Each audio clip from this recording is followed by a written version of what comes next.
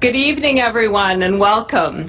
My name is Barbara Dick, and I am the Assistant Vice President for Alumni Relations at the University of Toronto. Thank you for joining us this evening for our first U of T in Your Neighbourhood presentation of the season. U of T in Your Neighbourhood, or UTN, is now in its 5th year. I can hardly believe it. And close to 9,700 alumni from the Greater Toronto Area have participated in the program to date, either in person or online. We are so delighted to bring the exciting thought leadership of our extraordinary faculty members to our alumni community, both in Toronto and around the world. It's one of the ongoing benefits of being part of the University of Toronto alumni community. And what an incredible alumni community it is, or you are, we are. We have some 560,000 alumni in more than 190 countries. In fact, we probably have enough alumni to populate a small country or a small city in Canada, and a very smart city that would be indeed. I wonder how that city would vote, but that's probably a topic for another night. This evening we have just over 500 alumni joining us remotely for this event, in addition to all the people who are here with us this evening. So I think it's a record for our UTN series. And some of the people joining us remotely are from the US, Hong Kong, the United Kingdom, Germany, Australia, Japan, South Korea, and UAE. Those are the top locations. So an especially warm welcome to our remote audience, and of course a warm welcome to those of you who are here in person as well. So as I alluded to earlier, our goal with the UTN series is to satisfy your curiosity about the thinking, research, and teaching that is taking place at the University of Toronto, and we're so grateful to our outstanding faculty members who are willing to share their work with our alumni community. And we're particularly delighted to welcome tonight's presenter, Professor Richard Florida, to the distinguished panel of presenters to one of our most important and discerning audiences, our alumni. After all, we do pride ourselves on helping to hone those critical thinking skills at the University of Toronto.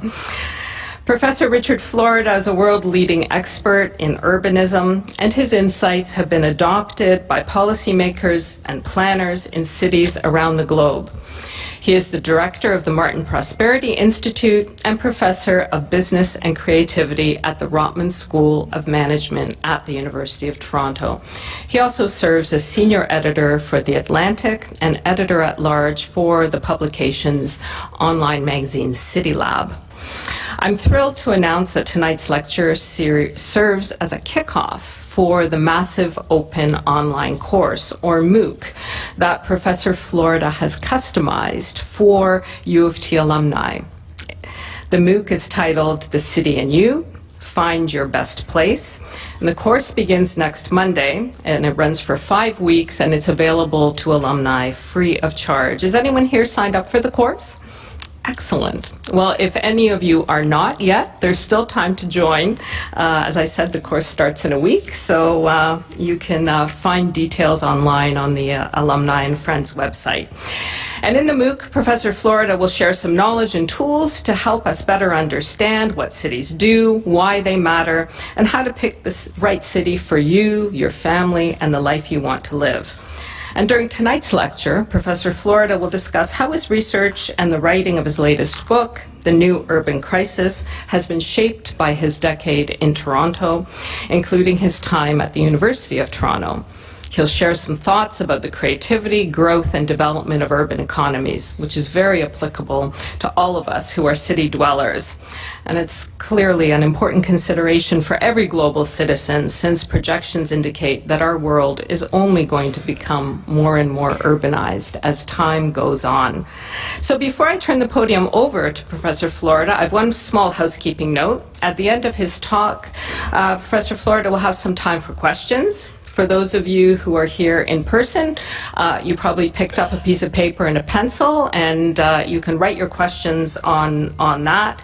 And if you're tuning in online, you should have received an email confirmation today with an email address you can use to send any questions you may have as well. And in the room, we'll have UofT representatives picking up the questions, which will be passed on to Professor Florida. We can't promise that we'll have time for all questions. Usually these audiences have a lot of questions, but we'll do our best to get through as many as we can. So without further ado, now please join me in welcoming Professor Richard Florida. Thank you, Barbara. Thank you very much.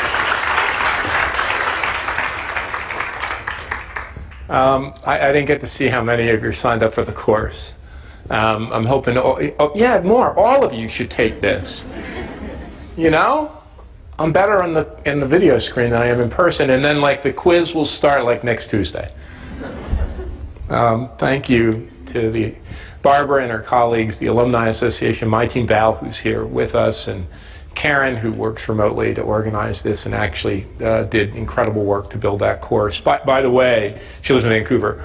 By the way, building a massively open online course, or MOOC, is a lot of work. That's all I'll say. I filmed the first version, and then everybody said, no, you look crappy. I'm like, no, I think I look pretty good. And then they're like, no, we got to film it again, and we had to hire a film crew. And they made me sit on top of that rock in Yorkville, and it was like freezing. I'm like frozen on the rock. And then, and then it came out. Now it's going, so it's good. And the good thing about that is it stays the same. I don't really, you know, it's every year after year. But we did a lot of work. We did a lot of work to tailor it for the U of T alumni. And I was so delighted, you know, that you guys, the Alumni Association alumni, agreed that this could be the course that people wanted to support this year. So, and I'm happy to be here. I just got done teaching my students at the Rotman School. They're a pretty good group this year. At least they haven't started like egging me yet. Like usually it's like, oh my God, he's the worst professor we ever had, and he stinks, and like he should be better. And they want, I didn't bring any slides. Like they want slides. I'm like, I don't know. I just go and I talk. So now you're subjected to me. But they seem to like it. They seem to like it. I want to do two things. One, I want to tell you something about who I am and how I got interested in cities. And then I really want to talk about the course a little bit, but this whole idea I had is why the places we live are so important to us, which is like a non-trivial thing, and it took me a long time in my academic career to come to that. Well, I already told you my name is Rich, and I'm from Newark, New Jersey. Anybody been to Newark, New Jersey? How you doing? All right, you been? It's a good city over there. I'm Italian-American. I grew up talking like this and that, and how you doing here in Toronto? I got a Garden State Scholarship to Rutgers where I learned English as a second language. And, well, you know, the 50s was a long time ago. Why 1957? And 1957 was interesting because it was before the first urban crisis. You know, I wrote a book on the new urban crisis. We'll get to that a little later. But there was no urban crisis in 1957. Even my hometown of Newark was a functioning, thriving city. If you know the great novelist Philip Roth is from Newark, and he writes eloquently about Newark of this day. He'd be roughly my parents' age, a little bit younger than my folks. Newark was a thriving, bustling city. I was born in an apartment. My parents rented an apartment overlooking the great Branchbrook Park with its cherry blossoms. And as a young boy, we would go into downtown Newark. Downtown Newark wasn't as bustling as Toronto is today, but it probably was a lot like Toronto was during the late 1950s. It had several department stores. I remember their names. One was called Bamberger's. Bamberger's was acquired by Macy's. Another one was called Hanes. Another one was called Kresge's. Kresge's is the company that later became Kmart. It had a thriving downtown with restaurants. It had incredible ethnic neighborhoods. I was born in the Italian-American district. There was a Jewish-American neighborhood, Polish-American neighborhood, Irish-American, African-American. My mother went to Barringer High School. Barringer High School, when my mom went there in the 40s, was an integrated high school. She went to a racially, imagine that in the U.S. of the day, before the U.S. was integrated. My dad served in the Army. Of course, he served in the Army before it was integrated. The Army was integrated in the United States during or right after World War II. But Newark was a thriving, bustling city. We would go to my grandma's house every Sunday for dinner and have spaghetti and meatballs, and I would get to drink wine because my aunts would sneak it to me, and it was just epic. Everyone in my family, remember, America was a melting pot, not a mosaic. Everyone in my family except two of my father's siblings married other Italians. And one married an Irish person and one married a Russian person. But think about it, it was the old ethnic, it was kind of like you're watching Goodfellas, or kind of like you're watching The Sopranos. In fact, just so you know, The Sopranos was filmed in my hometown. My brother calls me up one night, he's like, Rich, you gotta watch this show. I'm like, Rob, why? He's like, it's like in our hometown, in that opening scene when they go by like the Bada Bing Club in Pizza Land. Pizza Land is where we got pizza from. Like, I didn't know, it was like, and it got like real Italian guys playing mobsters. It's just like we grew up. Like, oh great, I wanted to forget that whole part. But, you know, a thriving, bustling city. So, when I was a little boy, my parents, my mom, as I said, graduated high school. She came from a more middle class. My grandfather was a peddler. He sold wares. And more middle class, my mom and her 7 sisters. My father grew up really poor. Also 2 boys and 5 girls. And my dad had to take up work in a factory, basically in 7th grade, when he turned 13. And like the day he turned 13, he excused himself from his class, and he put his books down, and he said, you know, teacher, and he went and enlisted, he went and enrolled, went to the work, got a work license, work permit, and he got a job in an eyeglass factory. In fact, I always wear these glasses because they remind me of the glasses my dad. I have 2 little kids. One's 20 months old. The other one's 4 months old. So I got to wear glasses when I was 2, because I'm congenitally farsighted. So I had but only, you know, now they have new glass that's not so Coke bottle-y. Like the glasses I had when I was 2 were like this, and they put like a dent in your nose. Then I had to wear a patch and get eye surgery. But my dad wanted what's best for his kids. So they decided to move to the suburbs. North Arlington, New Jersey, where I grew up. Anybody know the New Jersey Turnpike? You know it by the smells. Like exit 16 smells like this, exit 14. I grew up on exit 15W. It really smells bad. Trust me. My parents wanted us to move there. My mother's my mother's the youngest. The second, my Aunt Lonnie, her and her husband moved there because it had good schools. Right? My parents didn't know much. They didn't have a great education. My dad was a 7th grade graduate, but they knew it had good schools, and I'll tell you what they knew it had. It had a Catholic school, and that's why they moved there, because they knew the Catholic school came with discipline. And here, they can show you my knuckles later. I have the scars on both hands to prove they were right. So we had the Sisters of St. Joseph. So my parents moved there, and my brother and I, you know, now it's the 60s. Who of us here, I can see a few of us, well, my memory of the 60s is a little hazy. That's not because I lived through it, I did live through it, but because what I did during the 60s. And anyway, what happened in the 60s? There was a counterculture movement and rock and roll. So I'm like, Dad, I want to play guitar. I heard the Beatles. I heard the Rolling Stones. I heard Eric Clapton, Jimi Hendrix. That's what I wanted to be. I wanted to be one of those guys. And my brother was a drummer. My brother's a fantastic drummer. They formed a band. My dad said, we got a deal, son. My dad loved music. He loved the big bands. He loved the Dorsey brothers, Jimmy Dorsey, Tommy Dorsey, Artie Shaw. He loved Gene Krupa. I mean, he just loved music. But no money. He couldn't play an instrument. So he said, look, son, I'm going to buy you this. He bought me a Gibson ES345, the same, think about this, on a factory worker's salary, you know, on a layaway plan. Guy probably spent his paycheck for months to buy his kid a guitar.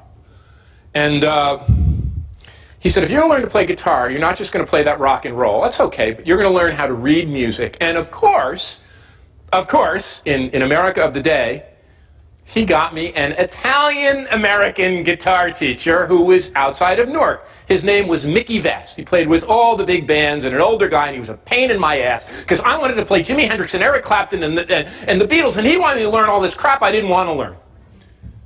And so the deal my dad made, because my dad worked, the factory worked overtime, and on Saturdays, he would take me to the factory. I learned a lot in that factory. Had a big impact. He'd take me to the factory, and then after we'd get lunch at an Italian pizza place, Italian hot dog, and we'd go to my guitar lesson. This was summer of 1967. We're driving to my guitar lesson, and I hear bang, bang, bang, bang. And my dad said, Rich, get down on the floor, get down on the floor. That wasn't a car backfiring. That was gunshot from the buildings in Newark. There was a war in my city. People were firing, police pulled us over. There were National Guard troops in tanks in the streets of my city. They said, turn the car around and get out of here. We saw the city burning. We saw the city on flames. Now, the 10-year-old kid doesn't know how to process that. But somewhere in the back of my mind, that day made an indelible impact. Why was my city burning? Why was Newark in flames? Why was the city that I loved, that I was born in, what was tearing it apart? Why were African American people displeased? Why did they want their civil rights? Why were the police shutting them? And then, of course, you know, look, there's a lighthearted or silly side to this. My cousin Nick, he's in his 70s. My cousin Nick didn't want to go to Vietnam. He didn't flee. He probably should have come here. But he's the only son of 2 Italian parents. He's never married, took care of his folks. He decided to stay in the States. And how did you get out of serving in Vietnam? You joined the National Guard. Well, my cousin Nick was slated to serve in the National Guard in Newark to help save the city. And what do my aunts and uncles do? They sit up all night making him meatball sandwiches. And then they take me to visit my cousin Nick, and we're saying, Nicky, Nicky, where's Nicky, Nicky boy? We're throwing meatball sandwiches over the fence to Nicky, who's part of the National Guard. Now think about the surreality of this situation for a 10-year-old. As time goes on, I go to visit the factory with my dad. And, you know, one day I'm looking at the machines, and I must have been a little older, 12 or 13. And my dad, I've always been fascinated. A lot of my research has been on technology and industrialism and factories. I'm watching the machines with my dad, and I'm watching them making these plastic frames like I have. They're being out of plastic injection molding machines. Some of you have metal frames. They're making them in the metal plating, and they're plating them in the metal making machines. And my dad sees me looking at the machines, and he says, Rich, this is something that I've heard from others. My dad told me, this guy with some great education, it's not the machines that make this factory great. It's the knowledge, it's the intelligence, it's the creativity of the people who work here. The Italian Americans, the German Americans, the African Americans, the Puerto Rican Americans, all of the people who work here create. And I learned this as a kid because, has any of you had kids that were in the Cub Scouts? Boy Scouts. In the Boy Scouts or Cub Scouts, they have something called the Pinewood Derby. The Pinewood Derby is you get these little wooden racing cars, and you'd race them down a wooden track. And we did that. My dad and I made one. I actually have one of these. Someone gave me one. I have one in my office if you want to see it. And the first year we raced the car, it got about third way down the track, and it just fell apart. My dad said, we'll get them next year, son. Next year he's like, you're coming to the factory every week, and you're going to work with all the machine tool workers and all the skilled factory workers. Lord, we honed like this Indy Formula One race car. We painted it like bright clockwork orange. We put like a little roll bar and a little guy in it. The thing won. My brother and I took first and second in the state of New Jersey for like 5 years running. But I saw the creativity and the intelligence of the people who work there. Well, I went off to college to study. And my original major was pre-med. I'll come back to that. And my dad came to visit me one day, and he was very upset. There's a guy who got a job at 13, went off to serve his country, stormed the beaches at Normandy, fought in all the great battles of World War II, came back from the war, went to work in the same factory, Victory Optical, making those frames. And, you know, he'd tell me about the factory and the knowledge and the creativity and intelligence of the people who work there. And he'd also complain, and I teach in the Rotman School, do not tell my colleagues I said this, please, or anyone in engineering. My dad would say, it's those goddamn business people and the engineer who are screwing up the factory. They're messing with all the workers. They're trying to order the workers around. The workers know what to do. Brilliant guy. Give the workers control of the means of production. Involve them. They're who have the Toyota proved this and took over the auto industry later. My dad came down, he's nearly in tears. He said, they're closing the factory. The factory's closing down. Now, he didn't know it was foreign competition. He didn't know it was automation. He didn't know it was robotics. He just knew his factory was closing down and those thousands of people would be thrown out of work. So here I am, a 17 and 18-year-old kid. I've seen my city in flames. I've seen my city blow up. I saw race riots in the streets. I saw my city burning. And now my father's factory in the heart of the ironbound district is closing. But I'm not conscious of this. This is swirling around in the back of my head somewhere unknown to me. So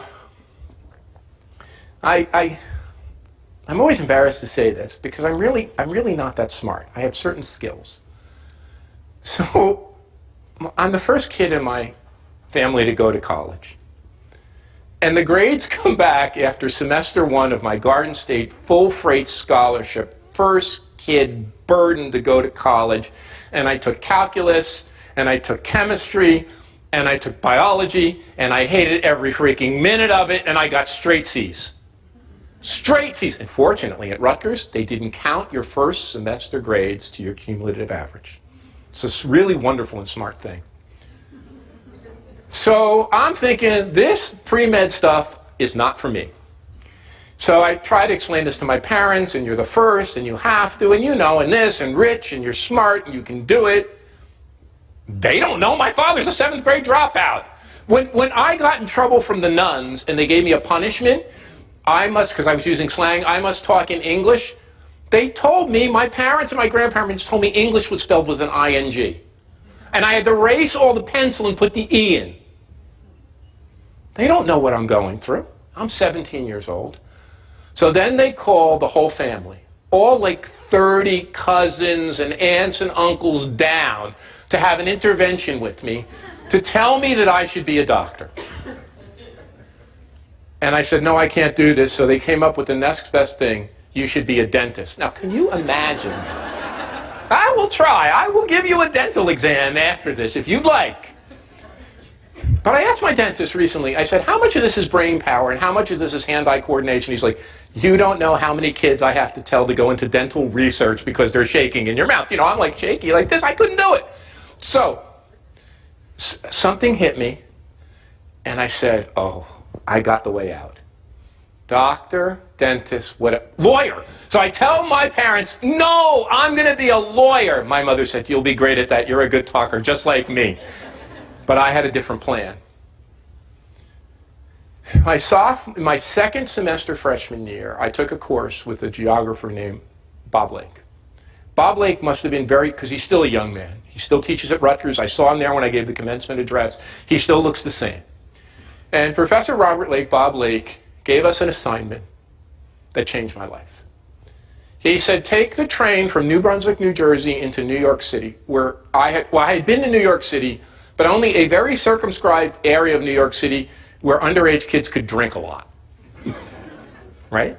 The drinking age in the United States was 18, but still, I was a 15, 16-year-old kid. We needed a place to drink. We'd go, we'd take the little PATH train in and go find a place to get beer. But I'd never seen the city, and he gave us an assignment with a map to walk from the Penn Station down through Lower Manhattan. Now, Lower Manhattan doesn't look anything like it does today. It was still burned out. There was no, the meatpacking district was a meatpacking district. There were meatpacking plants. Chelsea was a logistics center. And he said, walk and see the Flatiron Building, which was amazing. See all of these early skyscrapers, these mid-rise buildings. Go walk through Greenwich Village and Soho and Tribeca. I could not believe it. My image of a city was a city in flames, a city of decline, a city that was burnt out, a city that people were abandoning for the suburbs, a city that was, in Newark's case, probably the conditions of a third world country. Here I saw a city with people milling, a city gritty, grimy, with hippies, with professors and bohemians in Greenwich Village, teeming around NYU. I saw a city with artists moving into warehouse lofts and old industrial buildings. I was hooked. So that's when I said I'm going to be a lawyer, but I had my plan. I'm not going to be a lawyer. Not with hair down on my ass and 17 earrings and all this crazy jewelry and leather strips on me. Not, how am I going to be I can't get up before noon anyway. In those days, now I get up at 5 a.m. with 2 kids, but that's a different story. So what am I going to do? I'm going to study cities. And I was hooked. Fortunately, Rutgers, like the University of Toronto, had a spectacular urban studies and urban planning program. And I took all those courses. Still, honestly, to be quite honest, I thought I was going to be Jimi Hendrix. That took a long time to dawn that really I wasn't the second coming of Jimi Hendrix. I don't know if you ever saw Bill Clinton, when Elvis Costello interviewed him on Spectacle, said the same thing. He thought he was going to be a saxophone player until about 18, 19, 20, he realized he really wasn't going to be the next John Coltrane. I had the same epiphany. Now, I still played music and still enjoyed music, but I knew I had to do something different, and I applied for a PhD in urban planning. I went off to MIT and I loved it, but I hated being away from my friends in my city, and I transferred to Columbia where I got my PhD. And oh my God, I was the most arcane, fuzzy-headed academic you had ever seen. Like if somebody really wants pain, I should send you a copy of like my thesis. Oh my God, the jargon, the level of jargon. I remember my mother just looking at this thing. It's like, what in God's name are you trying to say? Like, what is this thing about? Like, she had no clue.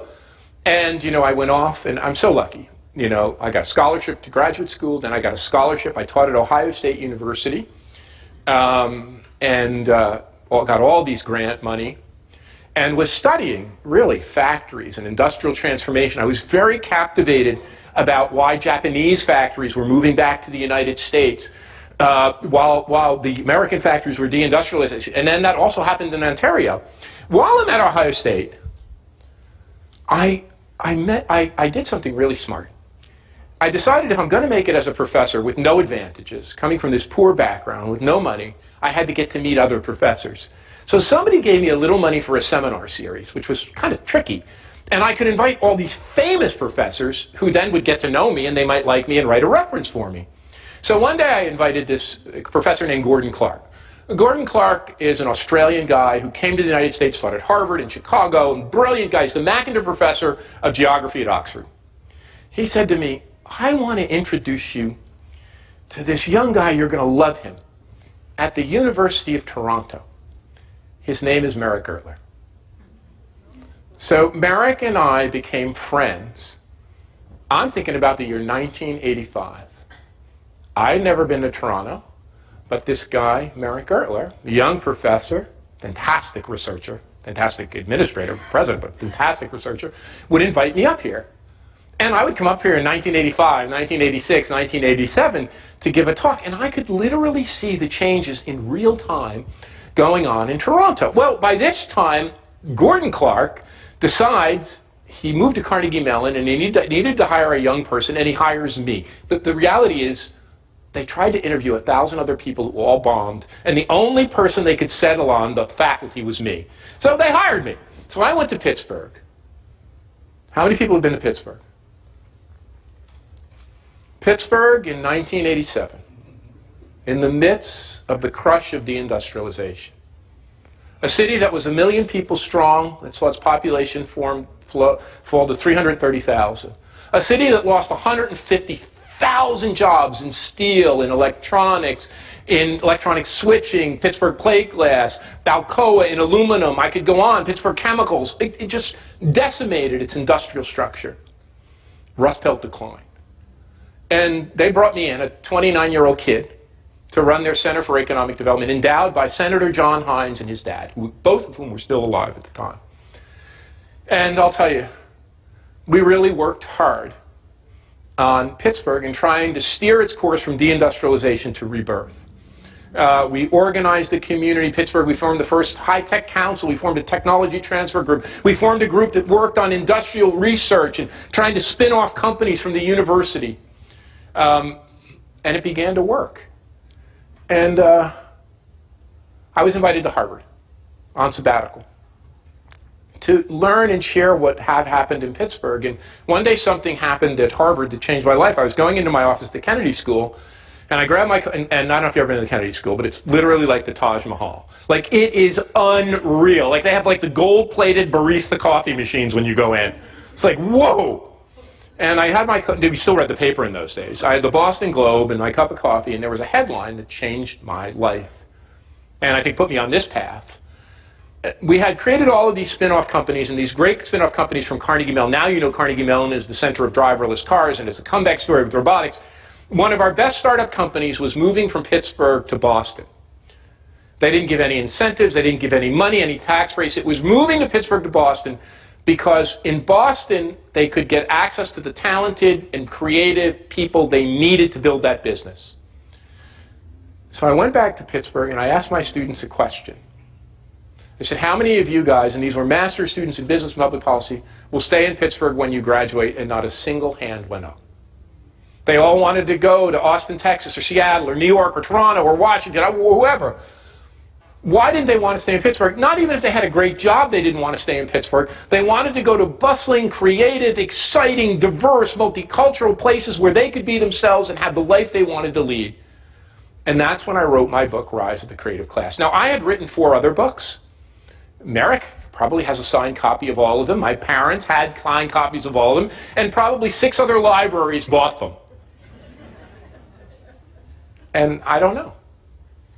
People just like that book. It had nothing to do with me. It had nothing to do, it just took off.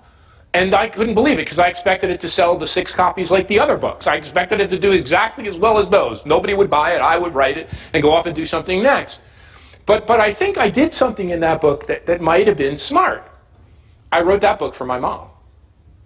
She'd been through the thesis and said, what the hell are you trying, the gobbledygook are you writing about? She literally threw the pages on the front lawn. She's like, this is hysterical. Who would read this egghead stuff? And my mom, when I was a kid, she was the education parent. I always remember telling me, Richard, the 3 R's, reading, writing, and arithmetic. They're actually not 3 R's. You know, it finally dawned on me, they're really not. Reading, writing, and arithmetic, there's only 1 R. So I came up with this stupid thing called the 3 T's for my mom. Technology, talent, and tolerance. Pittsburgh had the technology, it had the great companies, it had the university research, it had Carnegie Mellon, which pound for pound was as good as Stanford or MIT, that were making all these innovations. It had the startup companies, except our startup companies and our people were leaving. So technology was a necessary but insufficient condition. The second one was talent. In order to grow, I would say in Pittsburgh, our leading export was in steel. It was the talented and creative people we were educating, and they were leaving in droves. But in order to leverage the talent, you had to be tolerant. You had to be a place that people of all races, all walks of life, all ages, all sexual orientations could find it was a place for them. Technology, talent, and tolerance. And I think that simple, well, when the guy wrote the headlines, Why Cities with Gays and Rock Bands Win the Economic Race, I think that helped too. By the way, I've titled none of these books. Great editors, smarter people, I come up with none of these. I wanted to call that book What's Really New About the New Economy. My editor's like, are you nuts? It's Rise of the Creative Class, bozo. So I trust them. So that really, and created the opportunity. How, just for a minute, how did I get here? I always loved Toronto. I was ready to move. I actually did a little exercise, and I'll tell you, just give me a minute to tell you about that a little later. A little exercise that pointed me at Toronto. But Merrick invited me to give a talk here. And it was when the monks Institute, the Monk Center, opened. I remember because there were wires in the ceilings. It wasn't completely wired. And he sat me next to this woman who I thought was amazing. Her name may be familiar with her, Heather Monroe Bloom. She was our vice chancellor. Here at the time, she went off to be principal of McGill. And Heather said to me, because we hit it off, she said, I want to introduce you to some of my new deans, Ron Daniels, who was at law and now is at Johns Hopkins. She said, I want to introduce you to this guy, Roger Martin, who was our new dean at the Rotman School. We were both 40-ish then. And she said, I remember this, you will either love one another or hate one another. And it was love at first sight. And Roger called me, and he offered, actually it was a longer courtship because we tried to come here in the early 2000s and it didn't work. And Roger, we're just talking about this because I've been here now 10 years. He said, you know, I wasn't going to let this go. He finally found the way, and 5 years later called me, and we made the move. My wife and I made the move in 2007. I often say this is the best move I ever made. Why did we come? It's a great city. It's a multicultural city. The UofT now is one of the greatest top 20 universities in the world. Top 10. The Rotman School was on an upward trajectory. The opportunity to run a great research center with funding that Roger and Joe Rotman put together. But also, my wife's from Detroit. So it ain't that far to go see my wife's family, right? So all the things came together. So here I am in their nirvana of the 3 T's, technology, talent, and tolerance. I had come to the city of Jane Jacobs, my idol and mentor. Jane and I became friends. We would sit in her little house in the annex. We would talk. Jane had the best one-liners, even better than my father and mother's. Jane, you know, she was in her 80s then with the little rotary phone on her table. She didn't do email. She'd have all my papers marked up, and she'd give me instruction. And I remember one quote was, new ideas require old buildings. Think of that. New ideas require old buildings. New ideas don't take place in an office park. They take place in a historic urban neighborhood. Another one was about density. Density's fine, but density in the absence of pedestrian scale can be deadly. And the one that she told me when I asked her about gentrification and what was happening in New York at the time, and expensive housing and unaffordability, and she said, you know, Richard, when a place gets boring, even the rich people leave. Her last book, by the way, was called Dark Age Ahead. In 2004, she wrote this and was widely panned as an aging crank who had lost her mind, predicting precisely the rise of the conditions, the attack on science and fact, and the rise of populism that would lead to the rise of Donald Trump. And I often remind people, the ideas that we come up with 10 or 12 years later, Jane Jacobs had figured out 10 or 12 years earlier, and we follow in her great footsteps. So I had come to Nirvana for an urbanist. I had moved to Toronto. We moved to an urban. We live in Rosedale. It's close. I could ride my bike. And oh, oops. One day I wake up and Rob Ford is elected the mayor of Toronto. How? I had just moved to urban progressive social safety net nirvana. Why do crazy people follow me? Rob Ford in Toronto? How could this be? And it opened my eyes in the way New York had opened my eyes. Newark had showed me the old urban crisis. Pittsburgh had showed me why the creative class was leaving. New York had showed me the green shoots of an urban revival. Rob Ford told me something new, that this economic urban creative revival was generating, I didn't even know the word, but I know it now, a backlash. It was generating a set of divides in our society where people like me, probably all of us who were fortunate enough to go to university, had certain advantages.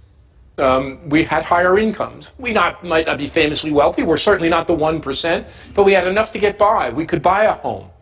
We could give our kids a leg up. We could live in the urban center if we like. We could live in a lovely suburb if we like. But there were many other people who didn't feel they had that opportunity and in many ways looked at us as the enemy.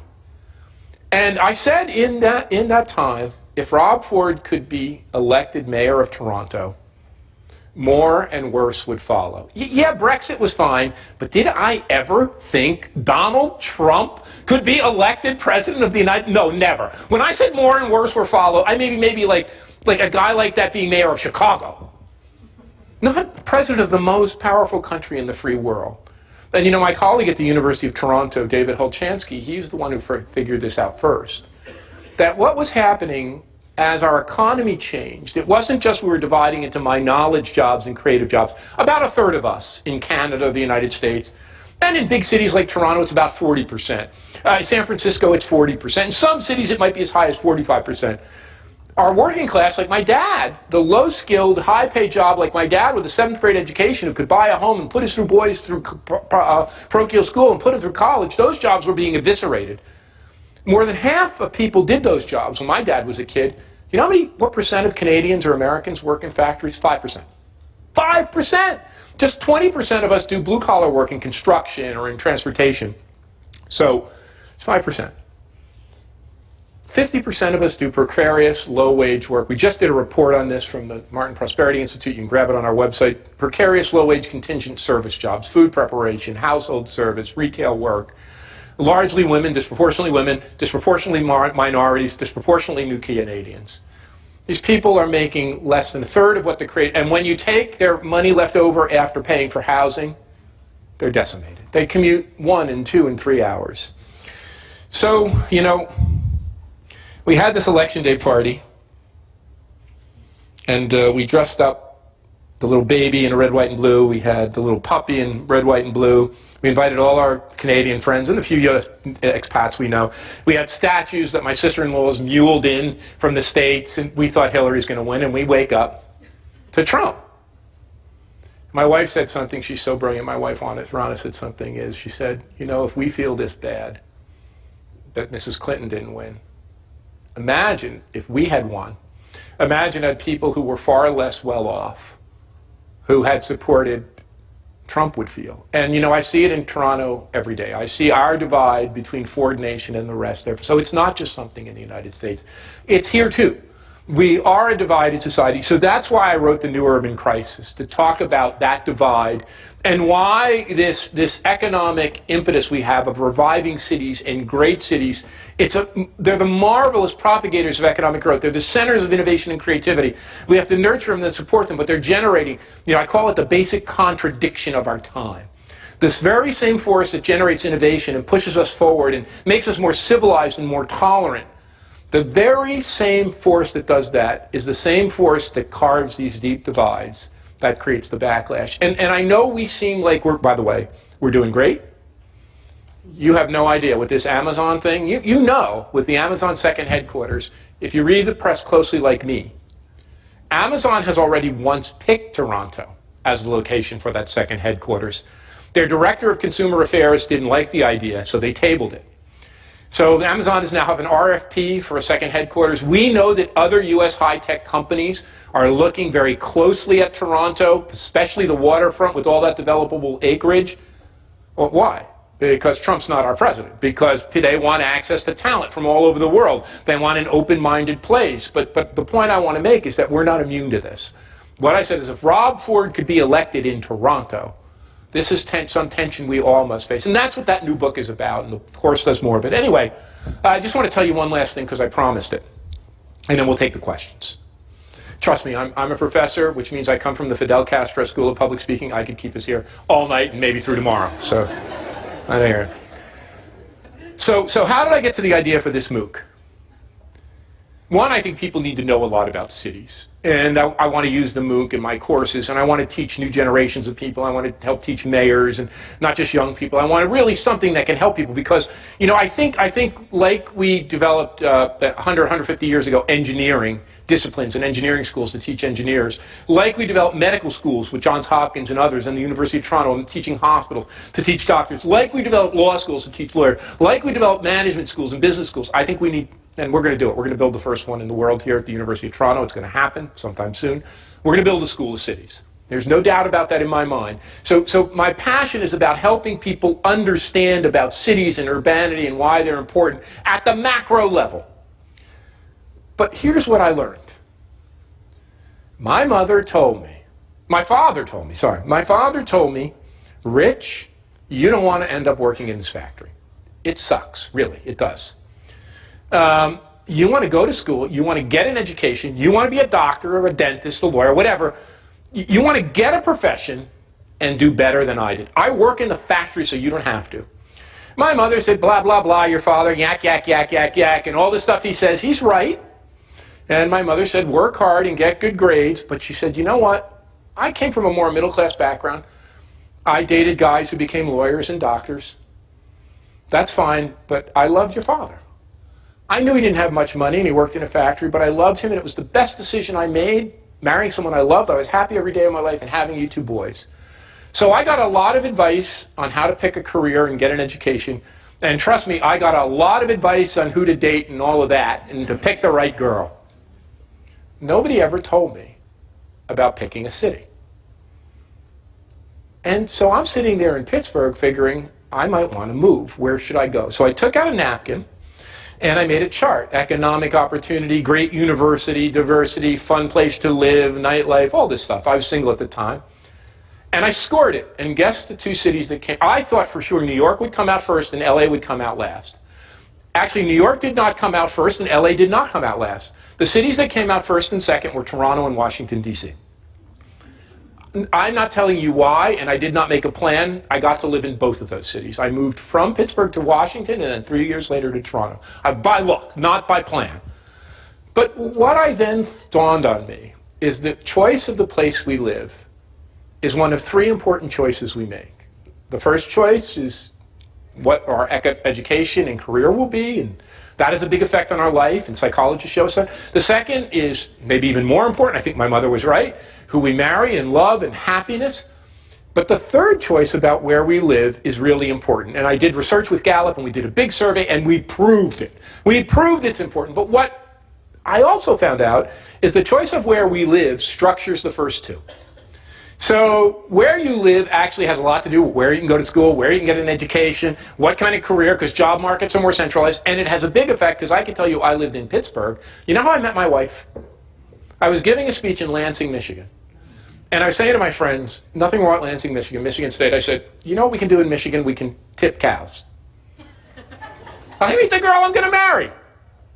So I had given up. I was living in Pittsburgh. The eligible pool of women when I was single were my mother's age, because everyone young left, and 22-year-old students. And I wasn't going to date the students, because I really wanted to keep my job. And I just knew that was wrong. So here's my options. None.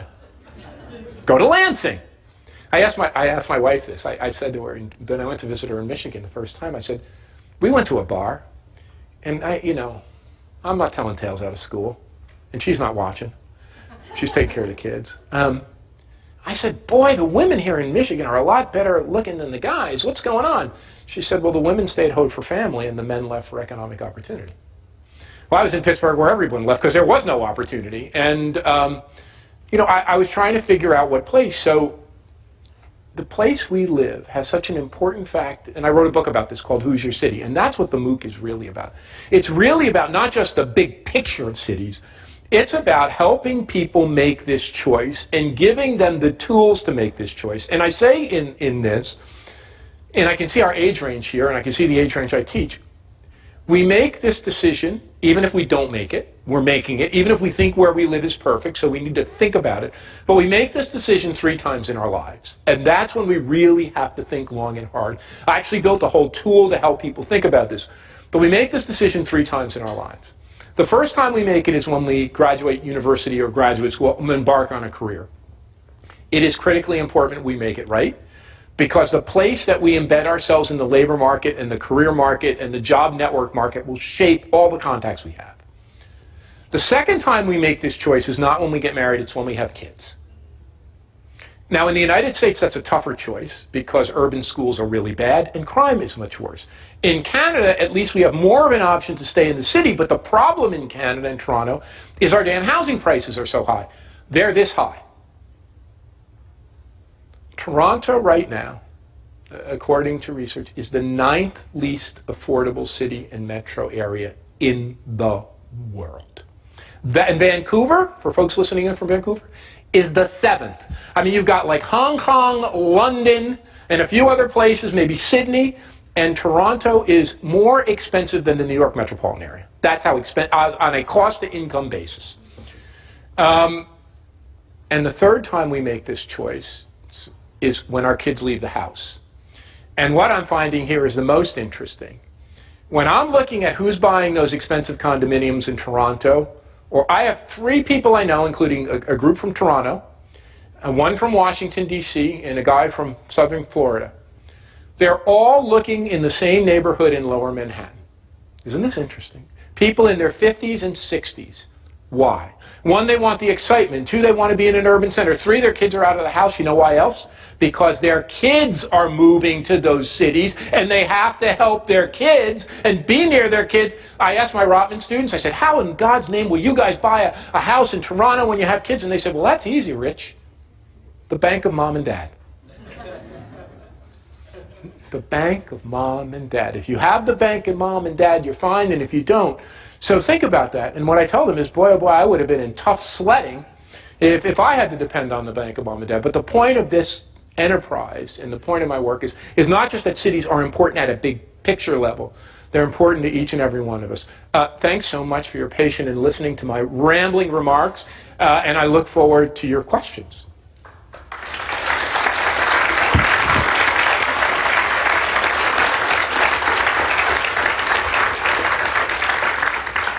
And somewhere the questions are. No? Did we have any on cards, or do I? If you guys pass them, I'll start. Just give me some. Thank you. I'll start with one and pass me some others. Trust me. I give Fidel Castro responses to questions. Oh, this is really interesting. How do you see the landscape of urbanization in Toronto, and particularly our separate districts, rich and poor, affluent enclaves and less affluent enclaves? You know, I think Toronto, somebody said this to me who's much smarter than me, and said, you have the opportunity here in Toronto to avoid the problems of London and New York and San Francisco, the real new urban crisis. You have an urban crisis here. Housing is expensive. Inequality is growing. We are becoming more separate. There is this backlash, but it's not as bad. We still have an element of social cohesion.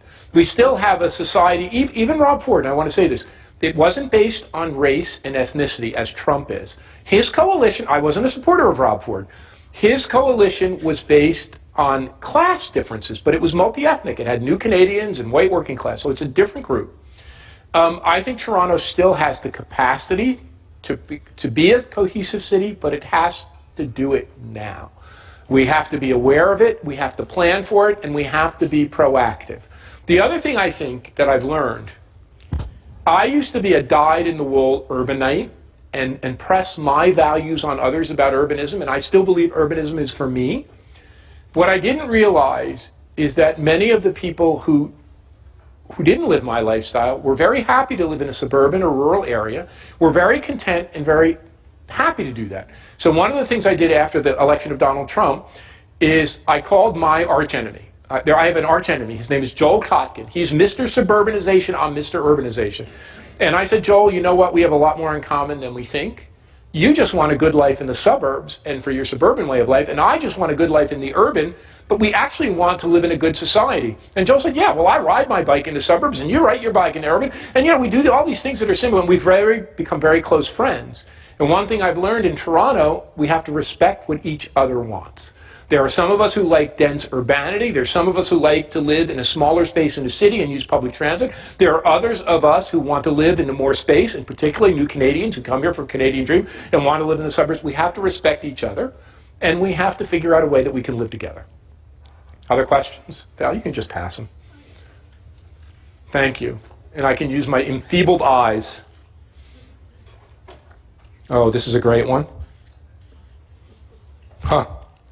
I'll take them both in order. Where are we now, which I just said, and how will we change in the next decade?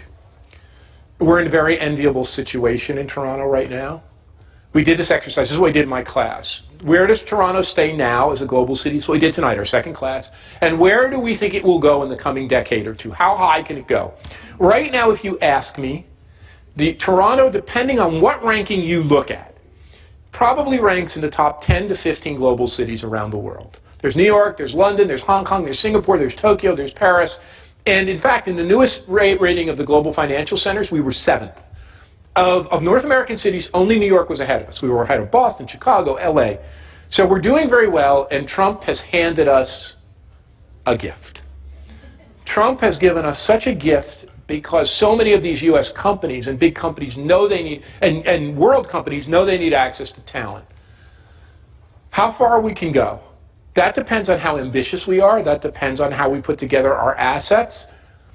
I think, and this is what we concluded in my class with really smart MBAs, we can probably break the top 5, and then the competition gets really hard.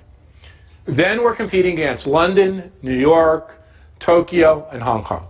They're much bigger. The scale of those cities or metros are much bigger than us. And here's the other thing we concluded, which I think is a very relevant question for us now. Toronto and Vancouver always rank 2, 3, or 4 in livability when they do the rankings of the best places to live. Sydney and Melbourne rank highly, Zurich ranks highly, Vienna, smaller mid-sized cities. London and New York rank farther down because frankly they're harder cities to live in. They're harder to get around, the transit is more difficult, housing is brutally expensive. So there is a trade-off, and we need to be aware of this, between economic dominance and livability. And I think the question we need to ask ourselves, and we can ask ourselves, how much do we want to press on just economic competitiveness, and how much do we want to balance that against livability? And do we want to try to be a London or New York, or do we want to try to define another space, which is a very competitive, very world-class 5 to 10 city, but one which is more livable, more sustainable, and more inclusive? How do I recommend that people get involved in helping to shape the city's development in Toronto and elsewhere? Just do it. You know, look, here's what's happening in my neighborhood. So this is I'm going to write about this, how the small bore affects the big picture. So I live in Rosedale. How many of you know Rosedale? Okay. They're supposed to put a switchback path down to the ravine, the brickworks. This is 3 freaking years. I go with my mother-in-law, she's stumbling down the path, breaking her neck, falling. I go there, there's a woman, a young Asian woman with a kid on her bike. I got to bring the bike down because she can't. I see little toddlers and strollers, so finally we're going to get the switchback path. I call my counselor and I say, thank you. And I say, thank you for the stop sign at the edge of my corner. Thank you so much for the stop sign, because people use Glen Road as a motor speedway. I saw a little kid, fall off his training wheel bike on the Glen Road bench because he was riding on the sidewalk into traffic. Fortunately, a car wasn't coming. I block people all the time. There's no bike lane. I see yesterday, my wife sends me a picture, the stop signs that they put up on Glen Road are coming down. The stopper, so I just went ballistic. I said, this is it. I don't want to sound like a crazy neighbor. This is insane. You know why they're coming down? Because somebody didn't like the noise of the bus tires squealing in front of his freaking house. They said there was a petition. There wasn't a petition. No one can find the petition. They said there was consultation. I live on the damn street. I wasn't asked about the petition. No one was asked about the petition. This is a progressive neighborhood with an urbanist counselor. The stop signs are coming down. I'm like, at least leave the stop signs down. Why? Because some neighbors, this is an issue about neighbors complaining. This is a stop sign in basic public safety. Someone said to me, if this was about health and safety in a building, there'd be no argument. You do what's best. So how do you get involved? You call your counselor, you call everybody you know, you organize your neighborhoods, you do it. And these small bore things would sound so picayune. What I found, it was incredibly enlightening. I knew nothing about pedestrian safety. I knew nothing, I'm big picture, I knew nothing about, when I looked at the numbers, how many people get killed in this city? We lose more people to getting killed by a car than we do by guns. It was just made my heart break. And to see, now, here is what I learned. Who gets killed by cars? Who, you know this, I don't. I'm a big picture man. The elderly and the kids. And here we are just saying, okay, because somebody didn't like the noise and they wanted to drive their car. So it's an example of me finding that I have to get involved more. And I think all of us, especially in a city like this, which is going through these growing pains, whatever, and I'm not saying my position is right. It's my position. You may have a different one. But all of us have to get involved. And especially in a city like this, which has so much to do, all of us need to find our mechanisms for involvement. So absolutely. More questions? Thank you. Oh, we're good, we're good. I can stretch. Yes. Yes. Oh, this is a great one. Thoughts on land use expansions for the rail corridor and the rail deck park? I don't know. I don't have a position, but I think we need more density in Toronto, and I think we've been too trapped in protecting historic neighborhoods. I think it's a balance, but I think in general, in the book I'd say it's not just NIMBYism, I call it the new urban Luddism, that by objecting to development and objecting to the development of our community, we actually hold back the availability of people to live in that community in density. So I think we need new and bright solutions. I don't know what they are, but we need to entertain them. Yes, Toronto has an urban crisis because of many neighborhoods and low-density homes. Yes, but I think we do have these corridors of development. The corridors that we have, Yonge Street and these corridors in Eglinton, are very good. We just need to do more of it. And we need to understand that not all of us, I mean, I know we love it, not all of us in the future are going to be able to live in single-family homes. In a big, no one lives in a single-family home in New York City unless they're like a Rockefeller or a Bloomberg. Everyone lives in apartments. Do you know what NYU faculty members live in? NYU faculty members live for a family of 4 in a 750 square foot apartment with 1 bathroom and 2 little bedrooms with 2 tiny closets. Professors, full professors. That's how people live in New York. Now, I'm not going to say we have to live in that, but we're going to have to make some trade-offs as we grow, and we're not going to have the space. And you know what? We don't all need X thousand square feet. It's just waste, and it's terrible. So, yes, we have to decide on density. Here's a good one. There are 2. What advice would I give to a single person? Go to Lansing? No, the most famous thing I ever did was a map. I called it the singles map. And that's the day I learned the value of the internet. And red dots, I think it was in the United States. I was living in the States then. We put the places that are best for single men. And the blue dots, we put the places that are best for single women. We called it the singles map. It got like 1 million hits in 5 minutes. I'd go to the place with the ratio in my favor. Trust me. Especially if you're me, you would do that. Generally speaking, East Coast places are better for men. West Coast places are better for women. That's not 100%. But generally speaking, men have a better ratio. But then, when I did this, people went ballistic. They first said something really smart, so I had to redo it. They said, women live longer than men, so you've skewed the ratio. So I had to do it by age range, and then they said, you didn't consider gay people either. So I did it, but it still came out pretty much the same. It wasn't quite as extreme, but there are places where odds ratios are much better for men, and odds ratios are much better for women, and there are places that if you're gay, they're better. So. And on this one? Where do I think Amazon will put its headquarters? First of all, I think this is very interesting. And I told my students tonight they do 3 assignments.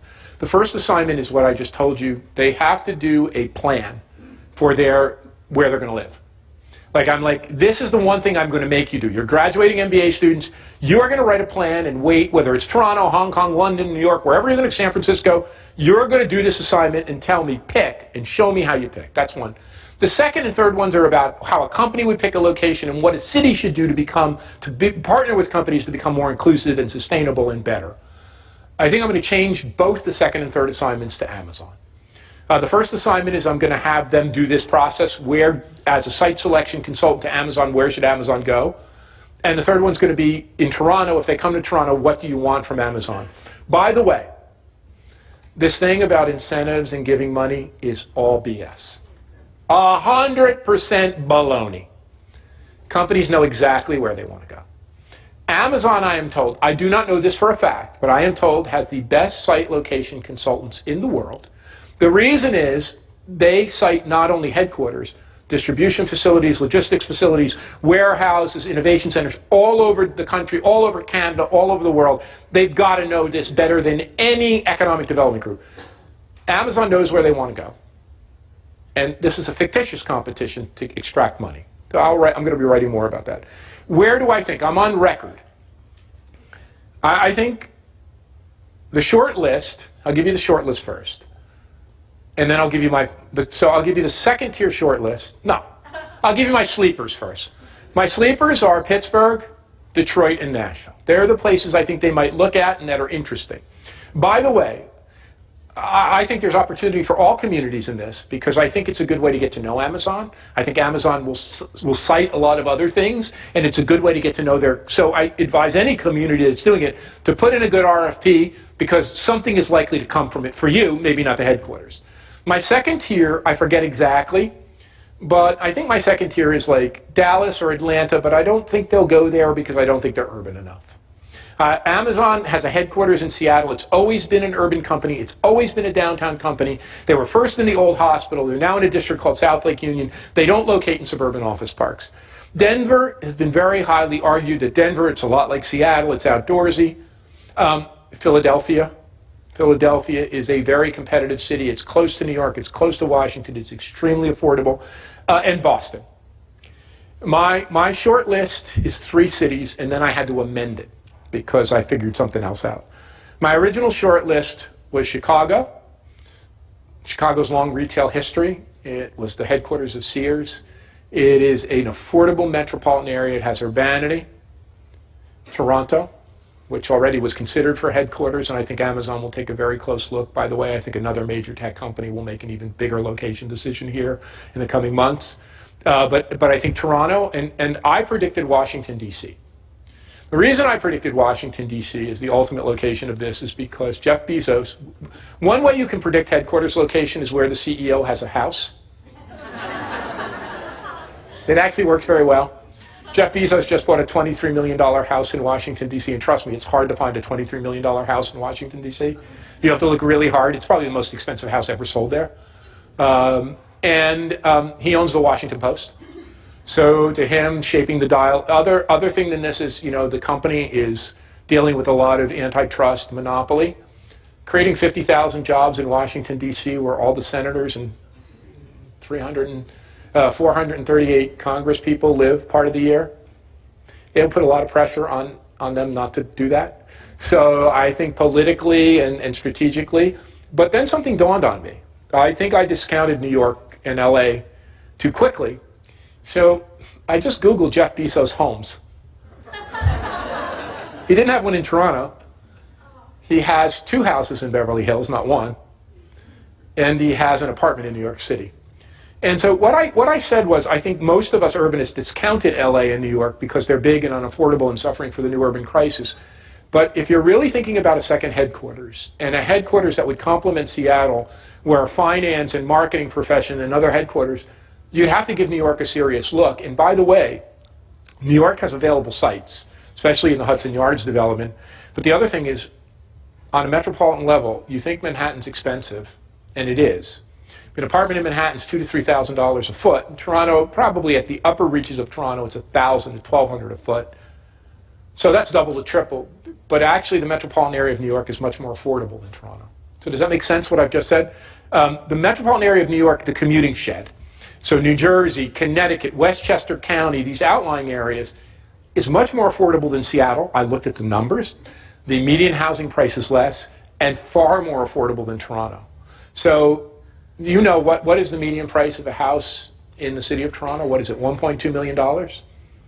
You can get a beautiful house in a commutable suburb in New Jersey and New York, 20 to 25 minutes outside of Manhattan, for $650,000. A spectacular house that in one of these neighborhoods like the Annex or Rosedale would be $20 million. So I just thought, given that, we should give New York, but I think I'm going to stick with my short list being Chicago, Toronto, New York, D.C., and I might move Philadelphia up the list too. But I think I'm going to be involved a little bit because I'm on the board of Toronto Global, so I'm going to be a little bit involved in helping craft the bid. And I think we're a winner. I think Toronto's a winner because every pundit, not just me, when they came up with the short list, every not just Canadian American pundit put Toronto on the short list. So that tells me something. If Toronto's on the top 3 or 5 on everybody's list, we've arrived. We are now in that position.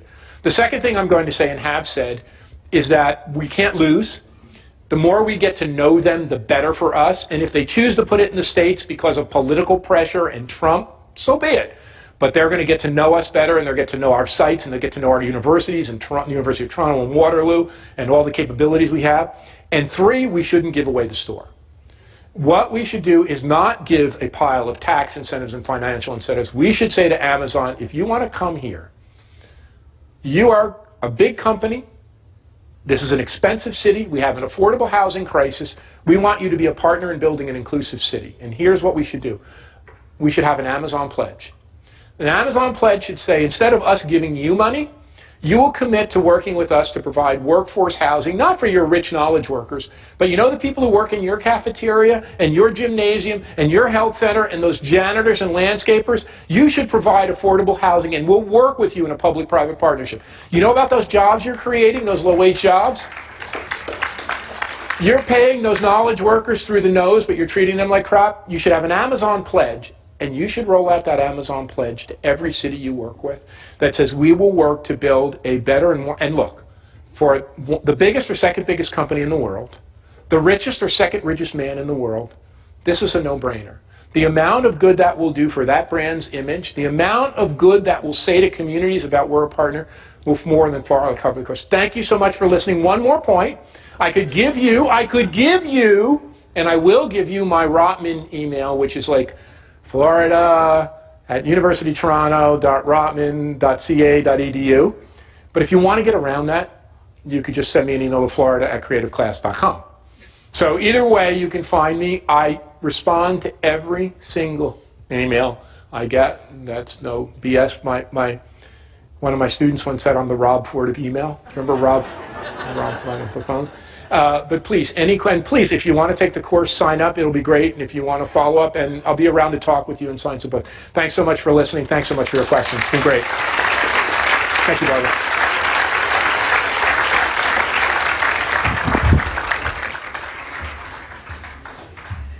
Thank you, Professor Florida, for the inspiring and stimulating talk, and thanks perhaps most importantly for helping Amazon and Jeff Bezos to redeem themselves. So it sounds like an inspiring proposal.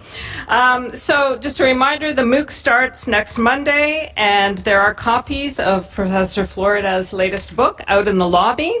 So thank you again for joining us, and if you're interested in coming to more of our U of T in Your Neighborhood programs, our next lecture is on October the 12th, and it's on the Canadian Constitution at 1:50, and our professor that night is Kent Roach from the Faculty of Law. Thanks again for joining us. Hope to see you again.